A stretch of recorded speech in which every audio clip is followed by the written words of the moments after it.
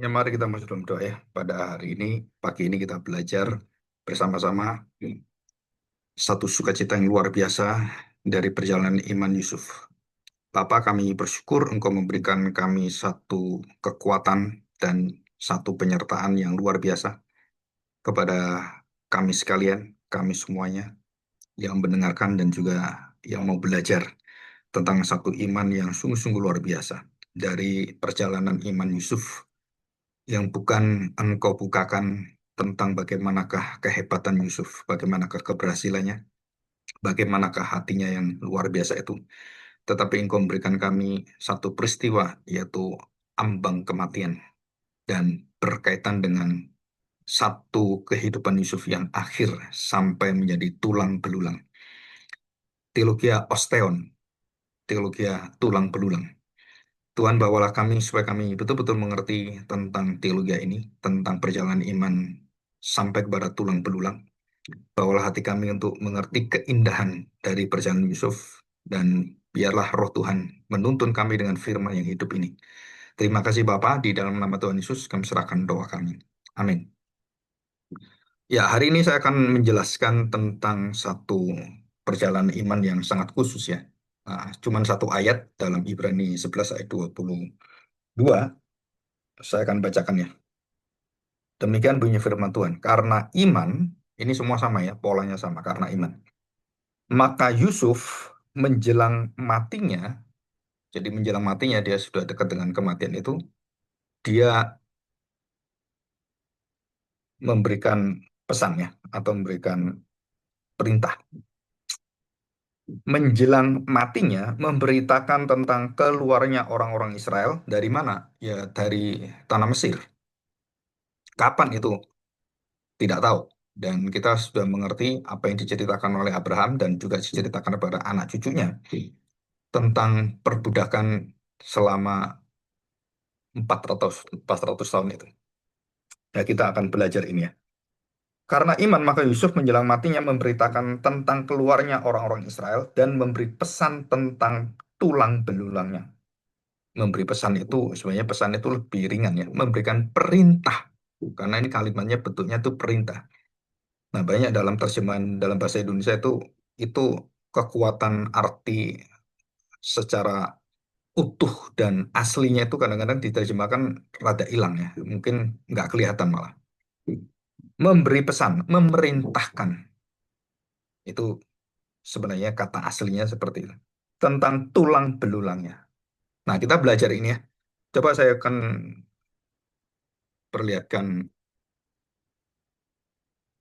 PowerPoint-nya di sini.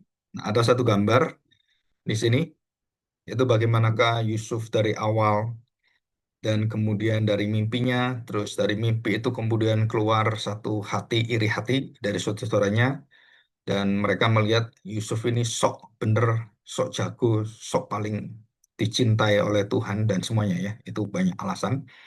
Dibenci saudara-saudaranya karena kesetiaannya kepada apa yang dipercayanya.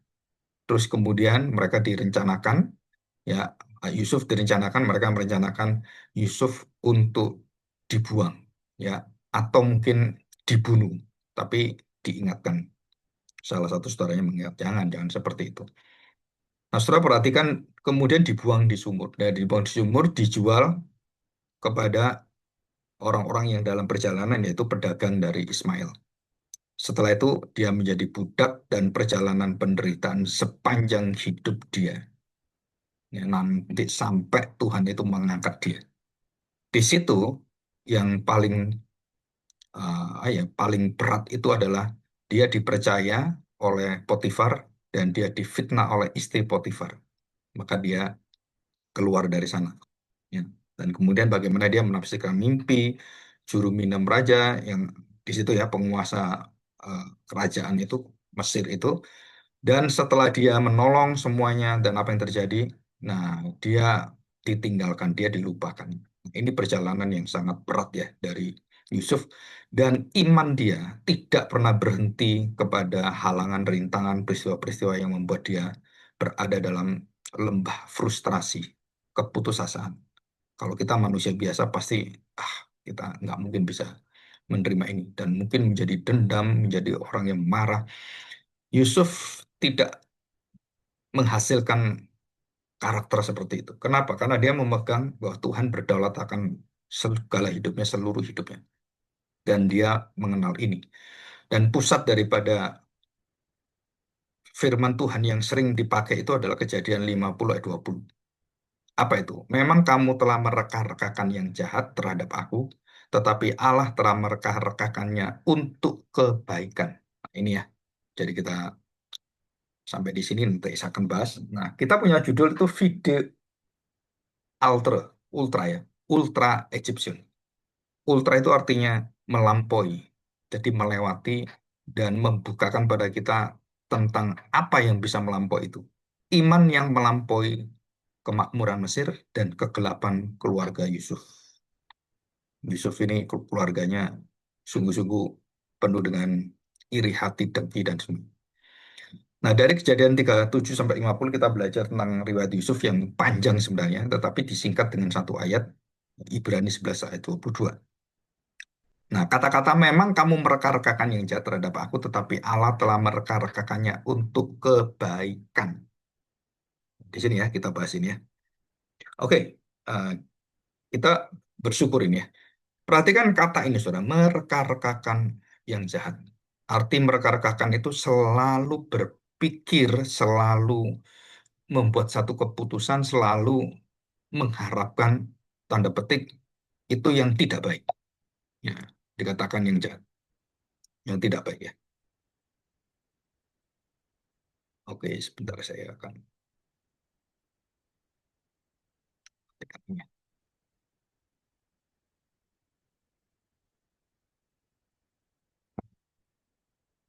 Oke, kita bersyukur mereka-rekakan. Jadi selalu berpikir hal yang jelek, saudara. Hal yang jahat ya. Dikatakan dengan jelas itu jahat. Apa artinya jahat? Itu bersifat kontras, bersifat melawan, bersifat menentang, bersifat tidak sesuai dengan kebenaran dan mereka melakukan melawan kebenaran itu. Dan Yusuf mengatakan kalimat ini, kamu mereka-rekakan yang jahat terhadap aku. Tetapi Allah telah mereka-rekakannya untuk kebaikan. Apa maksudnya ini? Ini ayat yang sering sering kita dengar ya. Nah, mungkin pendalaman secara teksnya itu kadang-kadang kita perlu belajar menggali lebih luas, lebih dalam, dan lebih mengerti itu apa sebenarnya. Mereka-rekakan yang jahat dan bagaimana itu adalah sifat manusia yang terus seperti itu. Dan ini bukan cuma satu kali, dua kali. Sampai akhir hidup dan Yusuf di dalam ambang kematian itu, menjelang kematiannya, saudara-saudaranya itu tetap aja sifatnya jatuh dalam dosa. Sifatnya jahat. Udah dijamin, udah diberikan makanan minuman, udah dijagai, udah mendapatkan berkat, udah dilindungi, udah diampuni, dan segala-galanya. Tapi mereka tetap pikiran itu pikiran yang total depravity. Kita melihat ini ya, satu pikiran yang total depravity. Ya. Dan kita kita bersyukur gitu ya. Kita harus mengubah arah hidup kita dengan lahir baru. Jadi orang yang lahir baru itu dicegah dan kemudian diarahkan, dibalikkan oleh kuasa Roh Kudus dan firman yang kita dengarkan, tidak berpikir mereka-reka yang jahat. Dalam hal apapun, saya dalam pelayanan itu banyak melihat ini. Orang yang benci hamba Tuhan dengan satu, hamba Tuhan yang lain, pendeta satu, pendeta yang lain. Saudara itu, kalau orang ini saya nggak suka pokoknya. Dan dia selalu menentang dan dengan cara apapun dia pokoknya nggak suka. Saudara itu hatinya itu sudah busuk, hatinya itu sudah nggak benar, mereka-reka yang nggak benar. Harusnya kan dia bisa mengampuni, dia bisa menerima, dia bisa menolong orang itu, dia bisa memberikan nasihat. Itu nggak ada. Dia melawan, dia memfitnah. Nah, dia yang merasa benar itu kata-katanya itu memfitnah di mana-mana. Bahkan di dalam pertemuan apapun termasuk khotbah itu menyampaikan kejahatan hatinya. Nah, saya melihat saya juga mengalami gitu ya dari hamba Tuhan yang mungkin nggak senang terus kemudian di mimbar nyinggung-nyinggung hidup kita, diri kita, pelayanan kita dan semuanya. Justru bagi saya itu bukan pesan Alkitab. itu pesan ambisi pribadi dan ego sektoral diri sendiri gitu ya. Dan saya kalau berkhotbah itu selalu menyatakan kebenaran, bukan sentimen pribadi, urusan pribadi, bukan. Nah, Yusuf sudah memperlihatkan tanda petik berkat Allah, pengasihan Allah, kemurahan Allah, dan dia bisa menerima saudaranya dan dijamin hidup mereka dan keluarganya. Tapi apa yang diterima? Mereka tetap aja hatinya seperti itu. Dan dikontraskan dengan apa? Dikontraskan langsung dengan hati Allah yang merekarka yang baik. Melampaui daripada seluruh kegelapan hati saudara-saudaranya. Allah yang terang itu tidak pernah tertutupi dengan kegelapan hati kita. Itu namanya ultra, fide ultra. Iman yang melampaui. Jadi kita melayani, kita mengerjakan apapun, saudara jangan pernah dipengaruhi dengan orang nggak senang dengan kita, orang yang memfitnah kita, orang yang merintangi kita, menghalangi kita. Kita mau melayani, mengadakan satu perjalanan hidup kita harus, ya ada orang katakan, ah kamu nggak bisa lakukan ini ya. Kalau Tuhan pimpin kita, kita percaya, saudara harus tuntas sampai tulang belulang kita. Di situ, nanti kita masuk ke dalam situ ya. Nah banyak orang melihat bahwa hidup manusia itu harus menyatakan satu harapan yang baik, satu kehidupan yang baik. Dan Yusuf menerima itu semuanya. Jadi kalau Tuhan tadi memperlihatkan bagaimana hatinya, saudara-saudaranya itu mereka-reka yang jahat, bagaimana hati Tuhan? Mereka-reka yang baik. Untuk apa? Untuk kebaikan kita. Jadi tujuannya yang terjadi, yang jahat tadi yang menimpa kita, tapi yang mereka-reka yang jahat, itu dipakai oleh Tuhan untuk menjadi mereka untuk kebaikan kita. Saudara, Pak, jadi artinya begini, kejahatan pun, dengki iri hati, itu dipakai Tuhan untuk apa? Untuk memperlihatkan betapa baiknya Tuhan kepada kita, betapa baiknya Tuhan kepada Yusuf dan kepada saudara-saudaranya. Ini musuhi, ini dilawan, ini. Dan di sini dia bisa menerima, dia bisa mengampun, dia bisa menjamin, dia bisa mengasihi. Saudara, iman yang sangat luar biasa. Yang kalau dalam bahasa teologi itu leap of faith, loncatan iman, kekuatan itu, saudara. Nah, saya lebih suka memakai video ultra melampaui. Ya, itu bahasanya mirip, tapi maknanya agak berbeda ya. Berbeda lebih biblical itu lebih kepada melampaui. Nah, saudara kita lanjutkan. Coba saudara perhatikan ya. Kenapa Alkitab menunjukkan iman Yusuf itu tentang hal-hal yang bersifat yang dia sendiri tidak bisa secara fisik melihat itu, ambang kematian dan kamu dikatakan di situ, kamu akan dibawa keluar dari negara ini. Dan jangan lupa tentang tulang belulangku harus dikembalikan dan ditanam, dikubur di tanah perjanjian. Ya, Alkitab sebaliknya menunjukkan seringkali ujian terbesar justru bukan dalam kemakmuran, karena kemakmuran itu akan mengubur iman kita dan akan menutup dan mensegel iman kita dalam kenikmatan jaminan dunia. Ya, tidak sedikit orang yang setia itu pada saat dia miskin, pada saat dia kaya, itu kadang-kadang kita tahu bahwa banyak orang-orang yang di dalam kekayaan kesejahteraannya, saudara, waktu mereka melayani Tuhan, mereka tidak memberikan apa yang seharusnya diberikan pada Tuhan.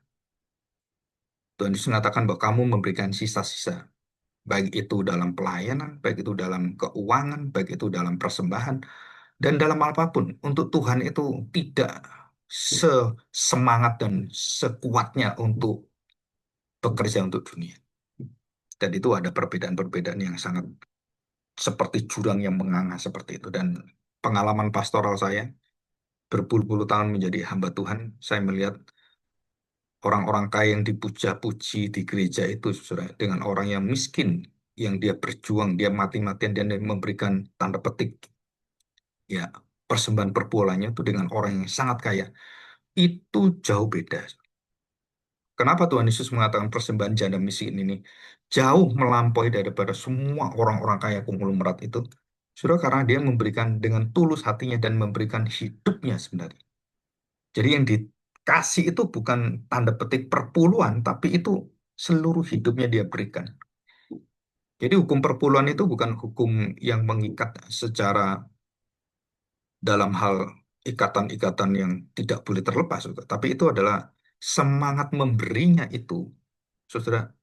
Tuhan memberikan pada bangsa Israel satu batasan 1/10. Bukan batasan berarti oh 90% milik kamu gitu. Semua milik Tuhan. Tapi kamu diminta untuk memberikan persembahan 1/10 itu bukan ukuran yang terbesar. Tapi itu adalah sebenarnya ukuran yang paling harus tanggung jawabmu itu minimal itu seperti itu.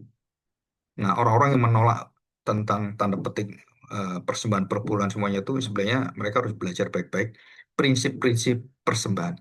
Jadi soal perpuluhannya itu sudah tidak sebagai ukuran bagi oh kerohanian saya kemana. Bukan. Ukurannya bukan 1/10. Seluruh hidupmu, seluruh uangmu itu milik Tuhan. Bukan 1/10. Terus bagaimana semua dikasihkan saya butuh ini. Nah, kamu mengatur itu.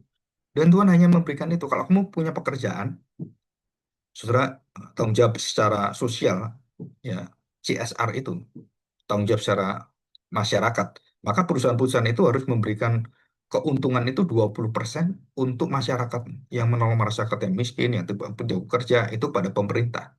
Di Eropa semuanya udah jadi hal yang sudah terbiasa mereka. Pekerjaan mereka ya dipotong 20%. Saudara, itu sesuatu yang batasannya. Tapi kalau kita tergerak, kebetulan ada orang yang perlu ditolong, terus kita punya berkat. Waduh, ini mungkin anaknya lagi butuh gitu ya. Nah, butuh semuanya 3 juta gitu ya. Dan kita pas punya uang 5 juta, 3 juta dengan kerelaan hati kita kasih. Kan bukan 20%, 50%. Jadi ini bukan angkanya. Tapi bagaimana gerakan hati kita memberi persembahan itu dengan sukacita, dengan sukarela, dengan ikhlas, dan dengan tahu bahwa ini milik Tuhan. Dan kau salurkan satu persatu. Itu artinya di situ.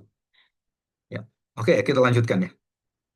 Nah, suruh perhatikan baik-baik. Kita melihat Yusuf itu seringkali dilihat dari kesuksesan dunia, menjadi orang yang terpercaya kedua di Mesir atau wakil dari raja. Dan semuanya itu hanya tahtanya saja yang berbeda. Hak mengatur, dominasi, otoritas semua diberikan pada Yusuf. Dan Fir'aun itu hanya melihat apa yang dilakukan oleh Yusuf. Dan bagaimana Tuhan itu setia menyertai Yusuf. Tidak sedikit orang yang berdoa ketika dalam kesulitan, dalam pergumulan, dalam penjara, saudara. Tetapi waktu berada di istana, di dalam kemapanan, saudara kita lupa diri. Bagaimana penderitaan yang ekstrim Yusuf menghadapi itu dengan iman yang tetap percaya pada Tuhan. Terus kemudian kalau kita lihat, ia pernah tidur di sumur yang gelap. Dia pernah dibuang, dia pernah mengalami satu kehidupan penderitaan yang luar biasa. Dan juga jangan lupa, dia pernah tidur di tempat sumur dan dia pernah tidur di istana. Wah, ini kehidupan yang begitu kontras langit dan bumi gitu ya. Ini dibuang di gua, dimasukkan dalam gua. Terus sudah apa yang terjadi? Di penjara. Terus kemudian Tuhan angkat dia berada di tempat tidur istana. Istana itu tempat tidurnya bukan tempat tidur yang biasa, Saudara. Itu keempukannya, bahannya dari emas, dari itu jauh beda dengan yang cuman di sini. Nah, Tuhan membawa itu ke sini. Terus apakah iman Yusuf yang dari penderitaan kepada hidup yang sejahtera ini berhenti di sana? Tidak. Nah, ini yang kita pelajari. Dan banyak orang Kristen lupa. Imannya tidak berhenti kepada penderitaan, imannya tidak berhenti pada kekayaan kehormatan, imannya tidak berhenti di sana, dan imannya mencari tempat yaitu rest in peace, damai sejati di tanah perjanjian di mana Allah hadir di sana selamanya. Itu di situ. Jadi kita belajar ini ya. Jadi iman yang tetap percaya walaupun dibenci keluarganya, direncanakan bermacam-macam, dibuang, diperbudak. Yusuf lahir dalam keluarga yang retak, keluarga yang saling bermusuhan, keluarga perjanjian yang lemah sekali.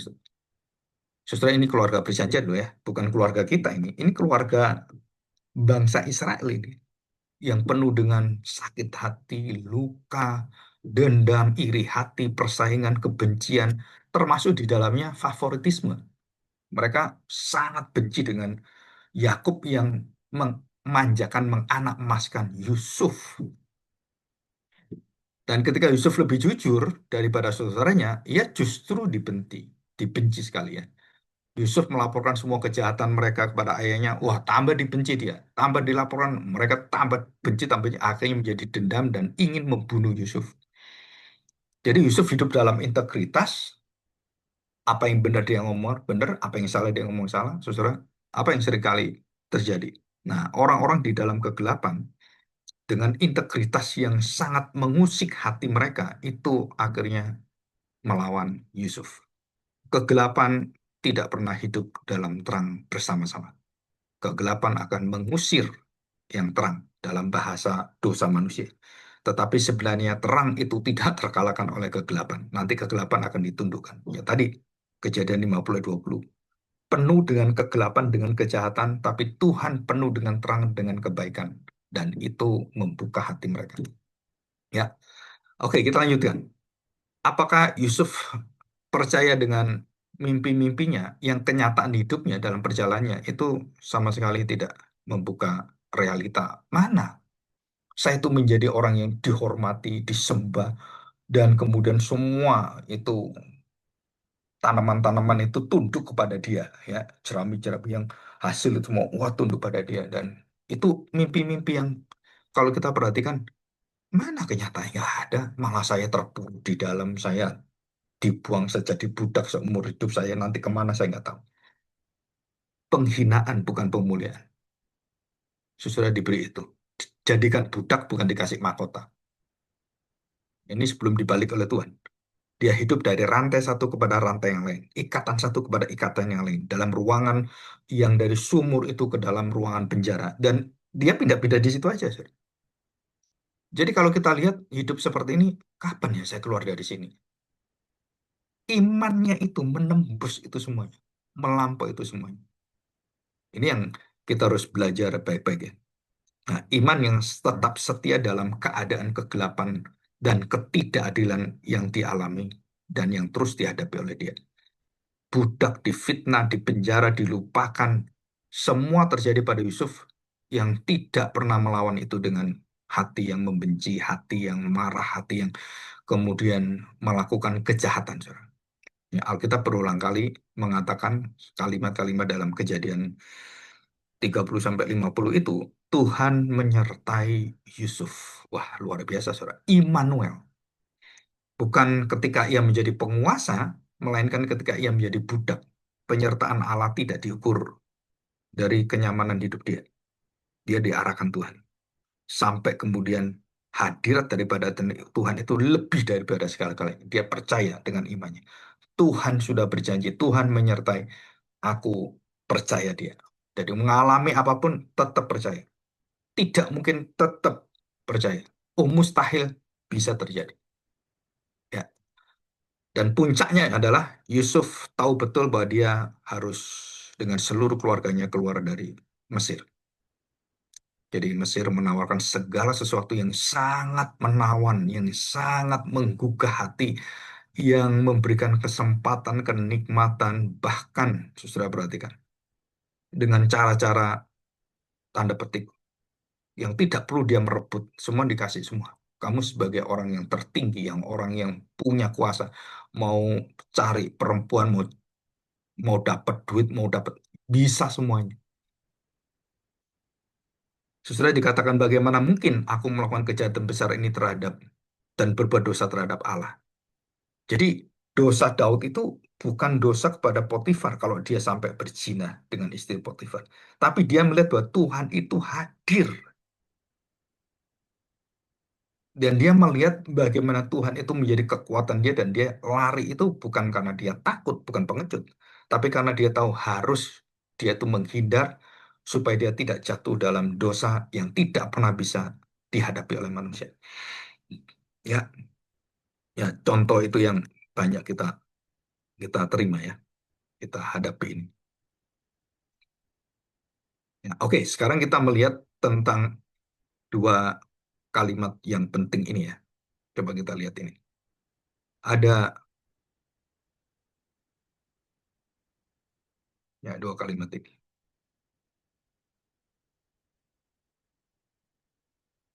Sebentar ya, saya cari dulu.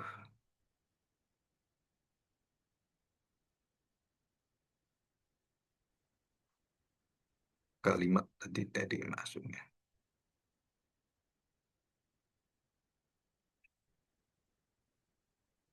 Nah ini saudara ya, dua kalimat yang luar biasa ya. Emne mone emnemoneusen, emnemoneusen. Dan yang kedua adalah ene teilatu. Tadi kata satu perintah. Yang pertama adalah mengingatkan. Jadi bukan mengingat-ingat ya, tapi mengingatkan. Jadi ini satu kekuatan supaya kita terus sadar. Jadi bukan sekedar ingat, tetapi kita disadarkan bahwa ini terus akan terjadi dan terus akan kita lihat terus-menerus. Menyatakan satu kalimat-kalimat yang profetis. Yusuf sedang berkhotbah tentang hari akhirnya dan bagaimana Tuhan menjamin dia dan menjamin seluruh anak cucu mereka, bangsa Israel itu.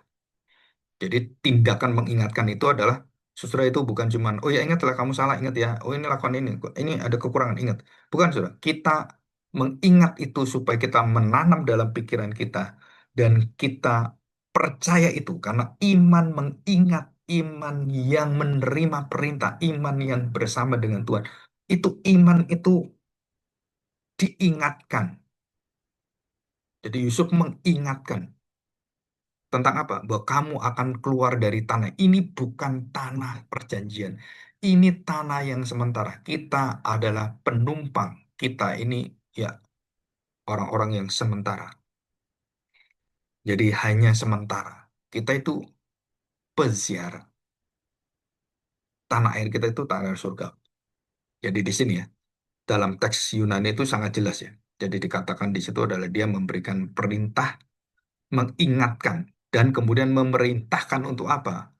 Nah, kalimat ini ya. Perhatikan, memberi pesan tentang tulang belulangnya. Nah, ini yang kita bahas yang merupakan satu kedalaman bagaimana kita mengerti kalimat ini khususnya frasa memberikan pesan tentang tulang belulangnya supaya ditanam di tanah air perjanjian.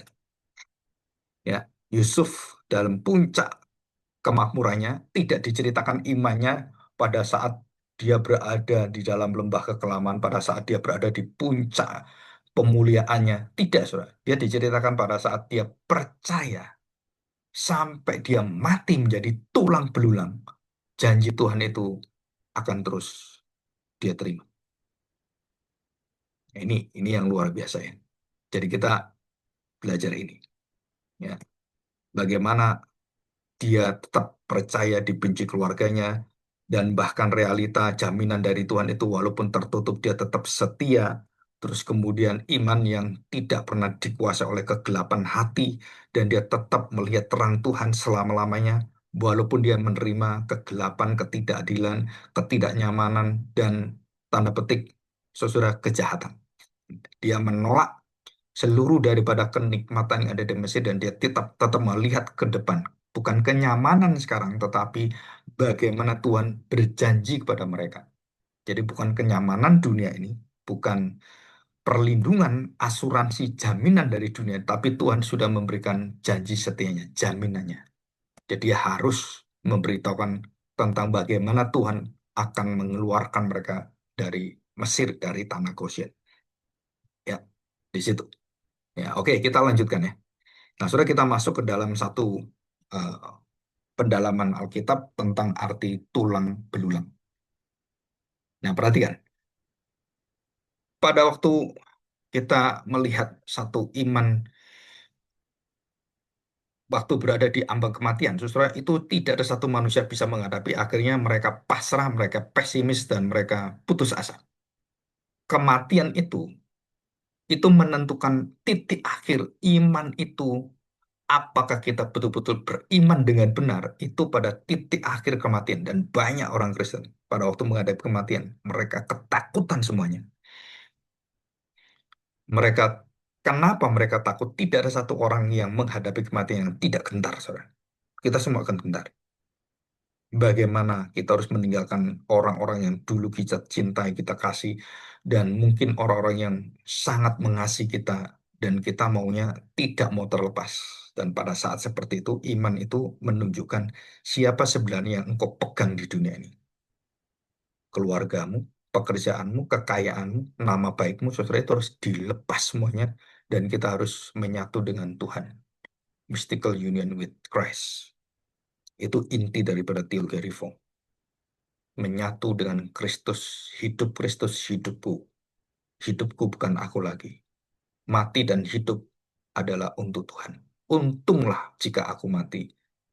Bersyukur jika aku masih hidup melayani Tuhan. Justru mati dan hidup bagi orang Kristen itu bukan menuju pada pintu kehampaan, jurang kematian, tetapi menuju kepada satu pintu kekekalan, satu bukan jurang, satu keindahan yang ada di atas dan diperlihatkan pada kita di sini.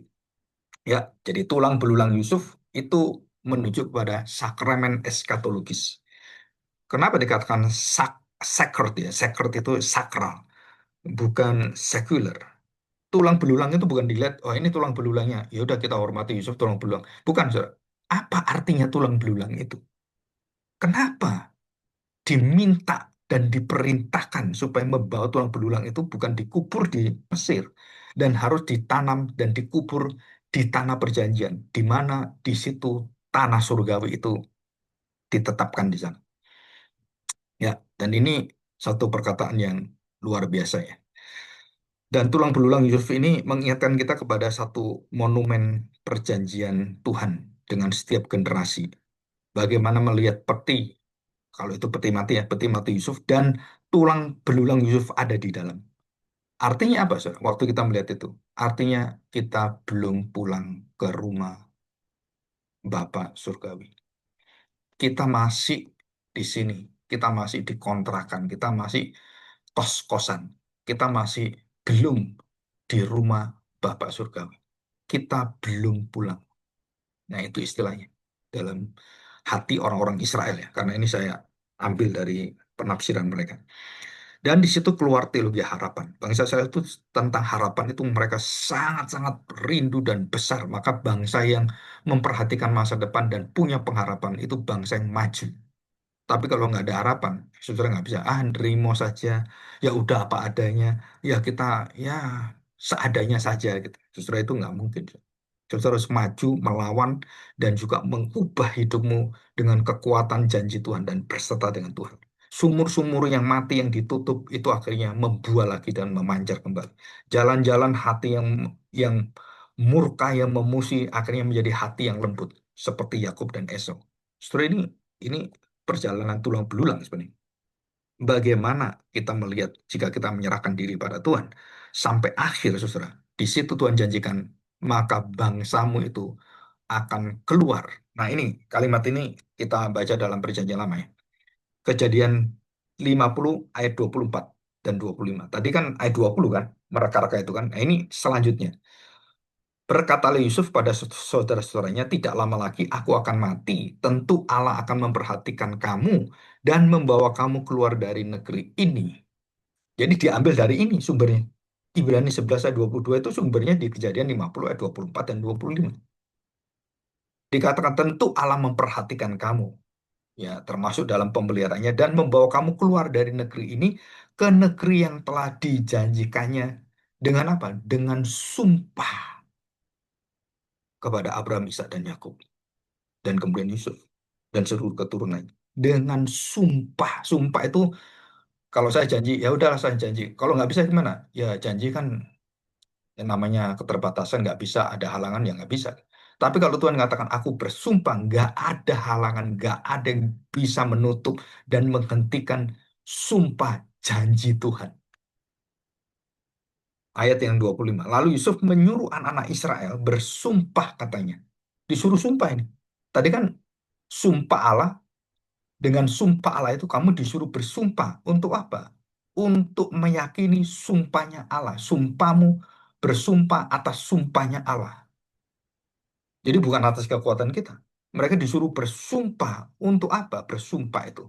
Berikrar untuk apa? Bahwa apa yang diikrarkan Tuhan itu kita amini. Tentu Allah akan memperhatikan kamu dan pada waktu kamu saat itu harus membawa tulang-tulangku. dari sini. Ya, kita lihat ini. Nah, kalau kita memperdalam hal ini, apa artinya tulang belulang itu, saudara? Saudara, artinya adalah apa yang dulu menutupi seluruh kehidupan, itu akhirnya dilucuti, ditelanjangi. Jadi Yusuf punya iman sampai kepada tulang belulang. Artinya apa, saudara? Seluruh daging yang mengisi itu, seluruh dunia yang mengisi dia, dia di Mesir, dia memakai muka-muka Mesir, dia pakai mahkota-mahkota Mesir. Mahkota Mesir kan selain raja kan wakilnya itu kan punya mahkota juga dari emas gitu, yang mahal sekali. Bajunya semua. Dari secara fisiknya, secara dagingnya, dia orang Mesir.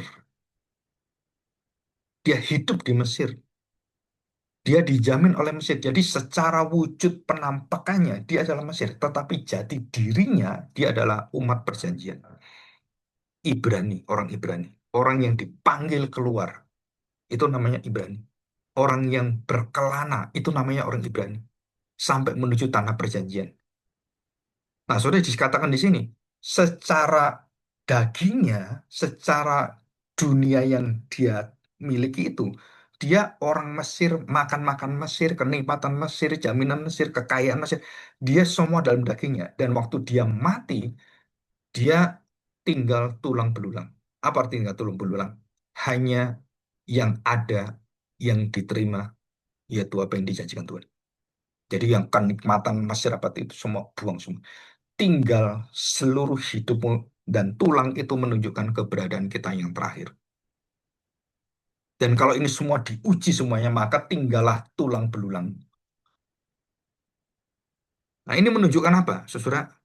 Teologi pengharapan, selain teologi pengharapan, iman yang tidak hanya berbicara tentang hidup, tetapi juga bagaimana iman itu menghadapi dan melewati, menaklukkan, melampaui tulang belulang. Jadi pikiran daripada Yakub karena imannya dia tahu bahwa tulang belulangnya ini itu menjamin dan memberikan peringatan kepada seluruh keturunan Israel yang nanti berjuta-juta sampai hari ini itu diingatkan pada tulang belulang ini. Ingat perjanjian Allah, penyertaan Allah, dan kamu tidak boleh berada di luar daripada perjanjian Tuhan, di luar daripada kehendak Tuhan, hukum Tuhan. Di situ. Dan kalau kita sudah melihat pada bagaimana saya harus menghadapi hidup, itu yang dunia ajarkan. Bagaimana saya menghidupi kematian yang ada di ambang pintu, apa yang saya letakkan waktu saya mati itu, apa yang menjadi warisan iman. Yusuf mengingatkan tentang tulang belulang, teologi kebangkitan. Harapan melebihi daripada semua kematian. Aku akan mati, tapi janji Tuhan tidak mati. Tulang-tulangku akan tetap ada mengingatkan kamu. Janji Tuhan menyertai kamu sampai ke dalam tanah perjanjian, sampai tanah kekal surgawi. Jadi dalam pemikiran orang Ibrani, penguburan itu bukan akhir dari segala hidup manusia. Tetapi penguburan adalah, saudara, titik awal kita menerima seluruh janji Tuhan yang tak terbatas itu. Dan mereka mengakui bahwa kematian inilah menyatakan bahwa Allah berkuasa atas seluruh hidup kita, termasuk kematian. Jadi tulang-tulang Yusuf menunjukkan pengharapan dari Tuhan, sumpah dari Tuhan, janji dari Tuhan, jaminan dari Tuhan yang nanti mewujud kepada Kristus yang mati dan tulangnya, tumitnya, kan ini tulang, diremukkan dari tulang kepada tulang. Kan tulang-tulang kan? Kalau iblis tulang tengkorak, mereka-reka yang jahat kan otaknya yang jahat terus dihancurkan dan dia harus dibawa pada tulang tumit. Dengan tulang tumit inilah yang dihancurkan iblis. Dan iblis waktu menghancurkan tumit Kristus, disitulah kepalanya hancur. Di situ, saudara. Ini apa? Tulang, saudara. Tulang belulang. Kepalamu itu kan tulang. Tumit itu kan tulang. Dari tulang ke tulang, dari tulang ke tulang, kepada tulang. Nah, saudara, ini kita berbicara sesuatu yang jauh lebih dalam daripada teks cuma satu ayat ya. Dan bagaimana bangsa Israel menikmati ini dan hidupnya itu betul-betul mengalami. Nah, kaum Puritan itu sangat bukan hanya teoritis khotbah dan teologis, saudara. Bukan, tapi bagaimana mengalami itu. experiential theology, teologi yang dialami, dinikmati, dan dibuka dan dijadikan ini loh tulang saya. Ini bukan tentang saya. Bukan tentang daging saya yang, wah saya ini orang Mesir, saya punya kuasa, saya menolong bangsa Israel, saya menolong papa saya menolong. Bukan itu, saudara. Bagaimana saya dalam seluruh penderitaan saya mengingat penyertaan janji Tuhan dan sampai saya dibawa di tempat ini pun, seluruh jaminan itu, seluruh daripada penyertaan kekuasaan, kekuatan, kejayaan itu pun tidak bisa melawan janji Tuhan, tanah air surga bersama dengan dia selama-lamanya. Bersekutu, bersatu. Jadi kita di surga itu apa yang terjadi? Saudara kita menyatu dengan Kristus dan Kristus yang menyatu dengan Bapa selamanya. Itu akhirnya menghadirkan Bapa dalam seluruh persekutuan kita dengan Kristus dan kita bisa melihat Bapa, Anak dan Roh Kudus Allah yang kekal satu esa selama-lamanya. Bagaimana itu? Saya nggak bisa membayangkan dan nggak bisa menceritakan. Kenapa? Karena itu dunia yang tak terbatas dan kita akan masuk di sana, di situ. Ya, ya. Nah, kita lihat sekarang. Sesuai dalam teologi perjanjian, kita tahu bahwa teologi ini adalah teologi yang kalau kita perhatikan baik-baik, ini satu kekuatan dari orang-orang reformasi ya, dan ajaran dari Midrash. Tulang Yusuf itu sebagai kesaksian melawan seluruh asimilasi. Jadi bangsa Israel diminta untuk betul-betul memegang kemurnian itu menunjukkan pada tulang ortodoks. Orto itu tulang. Kekokohan. Jadi tulang menunjukkan bagaimana Yusuf tetap kokoh dan dia percaya bahwa tanah perjanjian bukan di Mesir, bukan jaminan dari Raja Firaun, bukan karena bukan saudara. Dan akhirnya mereka menuju pada tanah perjanjian yang Tuhan janjikan. Jadi tidak ada di dalam pandangan orang Israel itu, oh ya saya akan berhenti di sini, ya kita ya kerjasama. Nggak ada saudara. Dia harus membangun dan masuk tanah air perjanjian baru itu. Jadi secara fisik Yusuf lahir di Mesir, ya seluruh anak keturunannya itu sebagai orang Mesir. Jadi Yusufnya kan di Israel kan, oh, bukan di Israel di tanah di mana mereka tinggal itu ya, yang masih tanah nggak pasti itu. Tapi waktu mereka semua keturunan lahir di Mesir, saudara, dengan janji dan kenikmatan dan juga pelayanan di Mesir karena punya orang berjasa, saudara, disitulah orang-orang Mesir saat itu masih mengenal Yusuf yang berjasa luar biasa. Mereka dilayani, mereka semuanya. Dan Raja Fir'aun pun menjamin itu. Tapi setelah Raja Fir'aun mati dan anak-anaknya semuanya, disitulah mereka-reka yang jahat keluar lagi. Saudara. Tidak peduli balas budi, balas jasa, balas semua. Nggak ada. Karena menjadi ancaman begitu banyak sampai tambah banyak. Mencapai 2 juta sampai 3 juta orang. Bayangin, saudara. Di tanah Goshen itu ada orang 3 juta orang di sana. Dan orang Mesir pun mulai, loh ini nanti kalau berontak gimana? Kalau menguasai kita gimana? Nah, atas nama kenyamanan diri, keamanan negara, mereka kemudian menghantam bangsa Israel. Seluruh rakyat Israel dijadikan budak, terutama laki-laki semua. Nah, saudara di sini, dalam bahasa Ibrani itu Pakhot Yukot Elohim. Apa artinya? Allah pasti datang untuk mengunjungi engkau. Allah pasti sekeras dan sekuat, seteguh tulang belulang itulah Yusuf mengatakan, aku menyerahkannya pada Tuhan. Saudara, di situ ada satu kekuatan bagaimana iman itu bertindak atas janji dan sumpah atas sumpah. Saya percaya saya bisa mengasihi Tuhan. Kenapa? Karena Dia mengasihi saya. Saya bisa mengampuni kamu karena Tuhan mengampuni saya. Seperti Yusuf pada saudaranya. Dan dia tidak pernah memperlihatkan satu kehidupan dengan cara kehidupan Mesir seluruhnya.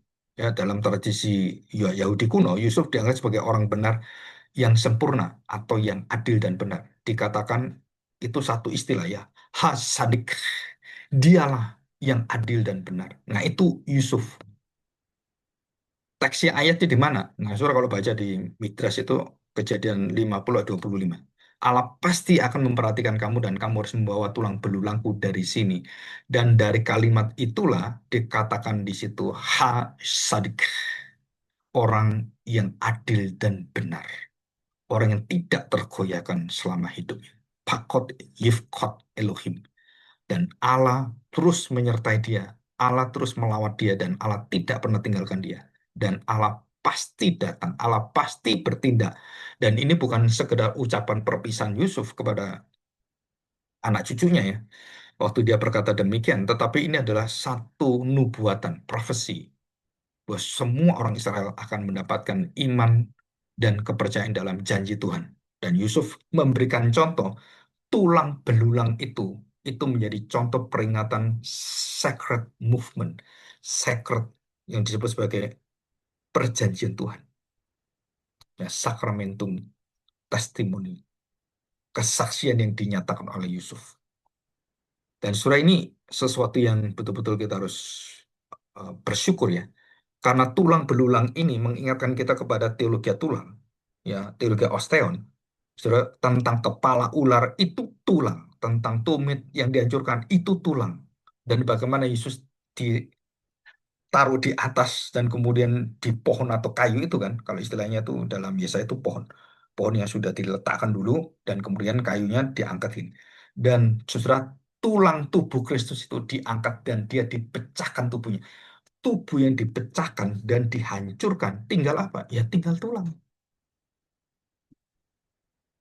Jadi kematian daripada tulang belulang daripada siapa ini Yusuf itu menuju kepada kubur Kristus yang tubuhnya dihancurkan, dan disitulah ada janji Tuhan, ada kemenangan, dan tulang tumit yang diremukkan itu ada di sana, dan dibangunlah satu tanah perjanjian, langit dan bumi baru, Yerusalem baru, itu dari sana keluar. Ibrani 13 ayat 14 mengatakan demikian. Sebab di sini kita tidak dapat mempunyai kota yang tetap. Nah, saudara perhatikan. Jangan membangun Yerusalem di tempat ini. Seperti bangsa Israel. Yerusalem ketiga akan dibangun. Bukan, saudara. Mereka lupa dengan kalimat tadi Yusuf. Sebab di sini, di dunia ini, kita tidak mempunyai kota yang tetap. Tetapi kita mencari kota yang akan datang, yang turun dari surga. Itu apa? Hadirat daripada Kristus. Dan itulah kota Yerusalem. Jadi dalam Misna, Midras, dan juga beberapa tulisan para rabi ya, yang dikaitkan dengan tujuan pelayanan hidup kita dan hidup mereka, itu pesan tentang tulang belulang Yusuf. Ternyata jauh lebih besar daripada sekedar permintaan tentang pemakaman saudara, atau funeral.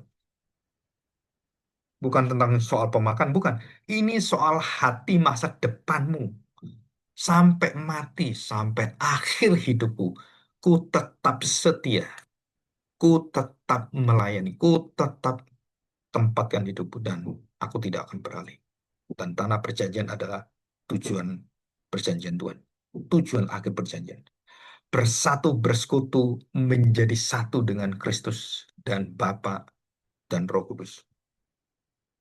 Di sini. Ya, saudara, ini yang kita harus perhatikan baik-baik. Nah, ada sedikit dari Talmud ya yang perlu kita dalam Talmud Babilonia, yang sangat terkenal dengan tradisi-tradisi. Nah, ketika orang Israel keluar dari Mesir, semua orang sibuk mengumpulkan emas di Mesir karena semua orang Mesir itu tiba-tiba ngasih emas gitu. Digerakkan oleh Tuhan, ngasih semua emasnya dikasih. Mengapa bisa membangun anak lembu emas itu? Emasnya itu ya dari Mesir, orang-orang Mesir, mereka budak nggak punya emas kan. Jadi waktu mereka keluar, Tuhan gerakkan mereka memberi pesangon. Apa itu? Emas dikasih semua. Ini emas, ada ini apa? Ada perak, kasih aja. Itu digerakkan oleh Tuhan. Tetapi Musa sibuk mencari peti tulang Yusuf. Sudah perhatikan baik-baik, ini kalimat yang sangat indah dalam ajaran Talmud ya. Tradisi itu mengkontraskan dua pencarian. Sebagian besar Israel mencari harta Mesir, Musa membawa tulang Yusuf sebagai pemimpin yang akan memimpin mereka. Jadi yang memimpin mereka apa? Perjanjian Tuhan, tulang Yusuf yang di depan, yang memimpin mereka. Ada orang mengejar kekayaan untuk keluar dari rumahnya, dari anugerah Tuhan mencapai dunia, mencapai cita-cita. Tapi sebaliknya, Tuhan memanggil orang yang berada di kekuatan anugerah yang tanda petik duniawi itu, dibalikkan kepada anugerah yang sesungguhnya. Tulang Yusuf simbol dari bagaimana kita memprioritaskan hidup kita sampai akhir hidup kita adalah itulah tulang belulang kita. Apa janji Tuhan? Tanah air yang baru. Mengapa bukan abu? Mengapa tulang? Nah, saudara, dalam tradisi Yahudi kuno, tulang memiliki makna eskatologis. Tulang adalah bagian tubuh yang paling bertahan, yang menegakkan semuanya, yang menjaga kita bisa berjalan, bisa kemana-mana. Dan setelah kematian tetap bertahan, daging tidak ada, tulang tetap ada, otot tidak ada, tulang tetap ada. Dan mengapa waktu Yeskiel melihat tulang belulang itu, dia tidak melihat dagingnya orang Israel, tapi tulang belulang. Janji Tuhan, saudara. Tulang belulang itu, janji Tuhan itu, yang ada dalam setiap kehidupan bangsa Israel, orang yang percaya itu dibangkitkan oleh Tuhan. Karena tulang itu menjadi simbol kesinambungan identitas di dalam janji Tuhan, di dalam harapan masa depan, dan kemudian menuju pada kebangkitan yang kekal.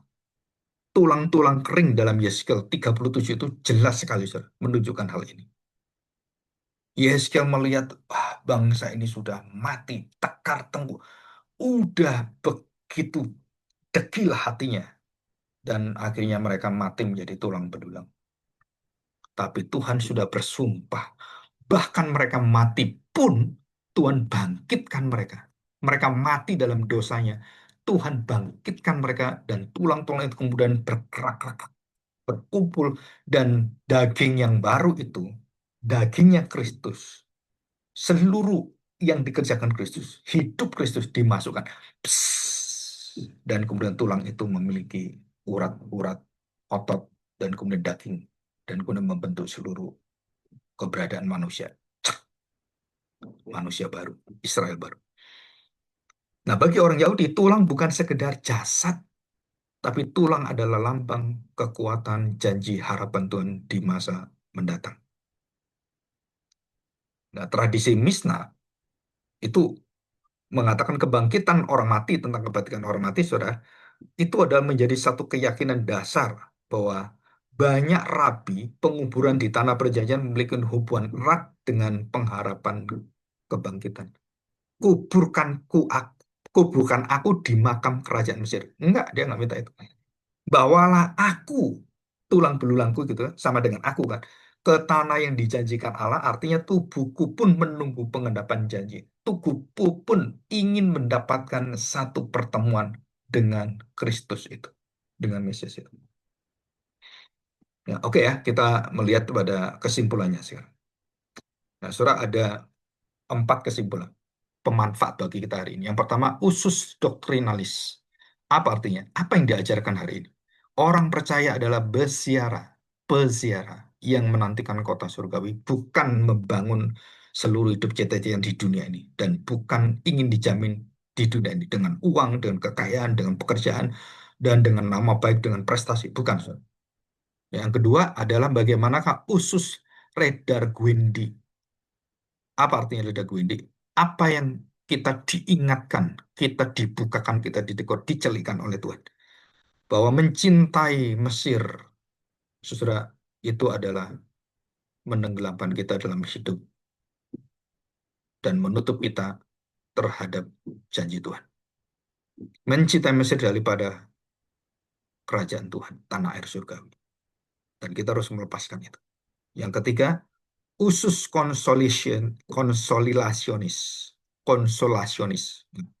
atau consolation ya. Apa yang membuat kita itu merasakan ada satu seperti yang menguatkan kita, yang menjaga, menghibur kita? Janji Allah. Janji Allah tidak akan bisa dihalangi kematian kita, dosa kita, kasih menutupi banyak dosa. Janji Allah tetap hidup, bahkan semua bukti terlihat mati dan tidak harapan, tulang belulang kita menyatakan satu iman, inilah iman sejati. Inilah warisan sejati. Jadi anak-anak kita akan melihat usaha kita bangkit, tapi iman kita itu dilihat anak-anak kita. Saya sampai hari ini bersyukur punya papa yang imannya itu tidak berubah, Sir. Yang dulunya ateis, Konghucu, ikut kelenteng, termasuk ya dalam Buddha dan waktu dia bertemu dengan Kristus, dia mempersembahkan hidupnya dan di situ kita diingatkan. Jadi waktu papa saya mau mati, mengatakan jangan pernah tinggalkan iman. Ingat bahwa Tuhan tidak pernah melupakan kita. Tuhan selalu ada bersama dengan kita. Terus saya diingatkan, kamu dulu mau jadi pendeta, mau mempersiapkan dirimu menjadi hamba Tuhan. Kamu jangan lari kemana-mana. Kenapa? Tuhan punya waktu, punya cara, dan kamu harus menerima panggilan itu. Ya karena udah mau mati ya, ya gitu aja saya, saudara. Tapi kenyataannya, ya akhirnya nggak bisa nolak saya. Kenapa ya? Karena saya melihat kehidupan papa saya sebagai pendeta yang banyak pendeta datang karena orangnya orang punya duit, orang orang yang kaya, maka semuanya itu berkerumun gitu ya. Dan papa saya hatinya begitu besar dan tidak memberi karena mau kamu nipu saya, kamu mau beneran atau enggak, dia melihat saudara dengan tulus dan dia memberikan itu. Dan banyak orang-orang yang tanda petik yang ngakal-ngakal pun waktu datang dalam pelawat ya melayat waktu kematian itu mereka diubahkan Tuhan dengan kasih yang menutupi dosa-dosa mereka. Ya, oke yang terakhir, usus exhortationis. Apa ya? Exhortation ya? Exhortation itu satu ya panggilan sebenarnya. Panggilan jangan membangun rumah permanen di Mesir. Jangan pernah. Satu ya apa ya? Satu peringatan gitu. Dan jangan gunakan dunia untuk mengabdi kepada pelayanan yang tidak bisa dibangun oleh kekuatan dunia. Jadi semua kekuatan pelayanan kita, saudara, yang bersifat daging itu akan dihancurkan Tuhan. Gedung gereja, sistem gereja, itu masuk surga. Nggak ada semua, saudara. Yang ada cuman iman kita, tulang belulang kita. Iman tulang belulang. Pistis osteon. Iman yang ditetapkan sampai akhir tulang belulang kita. Sebab di sini kita tidak mempunyai kota yang tetap. Kita mencari kota yang akan datang. Dan inilah satu pengabdian, satu ingatan, dan supaya kita betul-betul melihat satu kekuatan perintah Tuhan ini. Dan waktu Yesus memerintahkan tulang belulang, kita pun sama. Kita akan memperlihatkan bukan daging kita, tapi tulang belulang kita. Di manakah kita mengarahkan tujuan tulang belulang kita?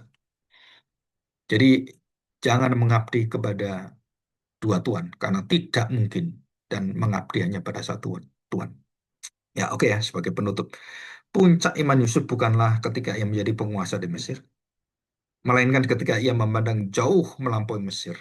Vide ultra Egyptium, yaitu membawa tulang belulangnya, janji Tuhan dan sumpah Tuhan itu, sampai dia mati dan sampai nanti keturunannya melihat bagaimana Tuhan menggenapi janjinya itu. Dan disitulah kita mendapatkan kepenuhan teologi tulang, yaitu di dalam Kristus.